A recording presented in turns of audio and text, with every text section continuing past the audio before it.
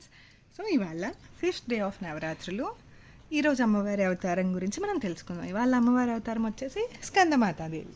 స్కందమాత అనే పేరు అమ్మవారికి ఎందుకు వచ్చిందంటే స్కందుని యొక్క మాత. స్కందుడు అంటే ఎవరు? సుబ్రహ్మణ్య స్వామి.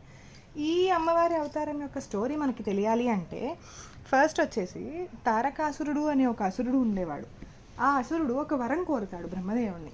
ఆ వరం ఏంటంటే కేవలం శివుడికి పార్వతికి పుట్టిన కుమారుని వల్ల మాత్రమే నాకు మరణం సంభవించాలి అని.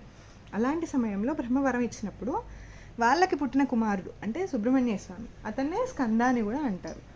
ఆ స్కందుడి చేతిలో మాత్రమే అతని మరణం ఉందని గ్రహించి ఆ సుబ్రహ్మణ్య స్వామిని స్కందమాత ఏం చేస్తుంది? యుద్ధానికి రెడీ చేస్తుంది, సిద్ధం చేస్తుంది. అలా సిద్ధం చేసి సుబ్రహ్మణ్య స్వామి యుద్ధంలో గెలుస్తాడు తారకాసురుడి మీద. తారకాసురుని వధిస్తాడు. అలా వధించి లోకాలను కాపాడుతాడు. అలా సుబ్రహ్మణ్య స్వామి తారకాసురుని వధించి లోకాలను కాపాడాడు కాబట్టి ఆ స్కందుడి యొక్క మాత అంటే యుద్ధంలో శిక్షణ ఇచ్చి తన్ని పర్ఫెక్ట్గా రెడీ చేసిన మాత కాబట్టి స్కందమాత అనే అవతారం వచ్చిందనమాట. సో నెక్స్ట్ డే అవతారం గురించి నెక్స్ట్